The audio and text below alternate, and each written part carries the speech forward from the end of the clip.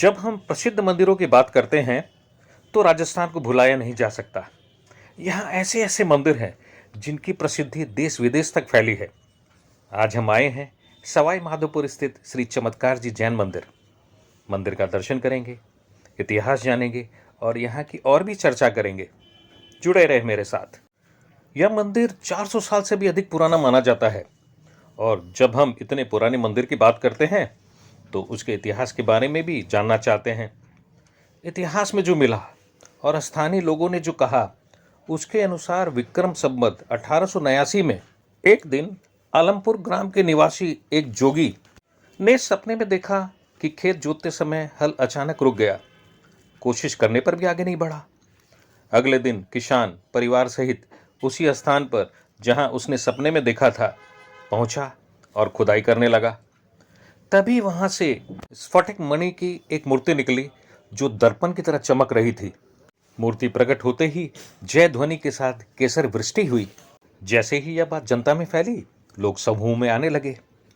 मूर्ति दर्शन के बाद इसे जैन धर्म के प्रथम तीर्थंकर भगवान आदिनाथ की मूर्ति बताया।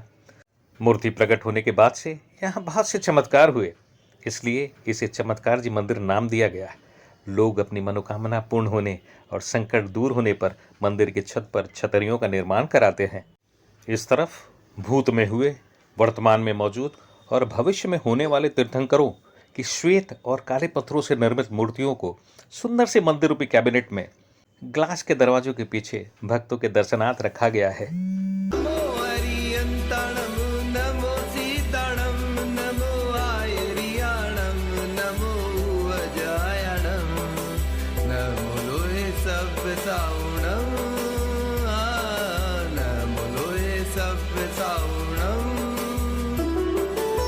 ऐसा कहा जाता है कि एक बार सवाई माधोपुर में एक नाजिम, जिसका नाम नसरुद्दीन था, को अपने पद से बर्खास्त कर दिया गया था।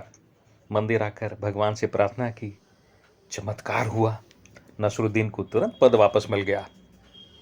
और एक कहानी है, एक और नाजिम सफरुद्दीन कैंसर से पीड़ित था। दवा काम नहीं कर रही थी, कोई राहत नहीं। चमत्कार सुन मंदिर आया, प्रार्थना की, फिर चमत्कार हुआ।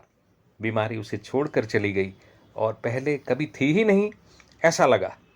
फिर इन दोनों ने यहाँ छतरियां बनवाई। शरद पूर्णिमा, आश्विन शुक्ल पक्ष पूर्णिमा के अवसर पर एक विशाल मेले का आयोजन होता है जो हर वर्ष होता है। जैन समुदाय अपने भगवान आदिनाथ को श्रद्धा अर्पित करने हजारों की संख्या में आते हैं।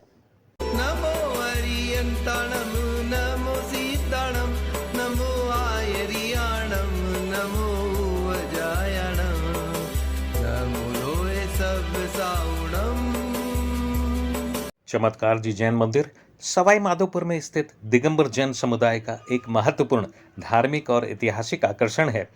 इसे चमत्कार जी अतिशय क्षेत्र कहा जाता है। मंदिर में 2 वेदियां हैं। भगवान पद्म प्रभु की गहरे लाल रंग के पत्थर से बनी प्रतिमा 1 फीट 3 इंच की है और बैठने की मुद्रा में है। इसके पीछे दूसरी वेदी भगवान आदिनाथ की 6 इंच ऊंची पद्मासन में सफेद चमकीले पत्थर में बनी है, यानी स्फटिक की है। इन्हें यहाँ चमत्कार जी के नाम से जानते हैं। इनके अलावा भगवान चंद्रप्रभु तथा पंच बालयती, भगवान मल्लीनाथ, भगवान नेमीनाथ, भगवान पार्श्वनाथ और भगवान महावीर की मूर्तियां भी दिखाई देगी।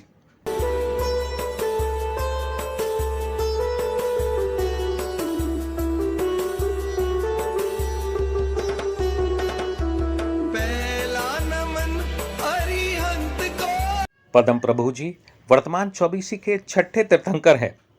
प्रभु की देह का रंग लाल था।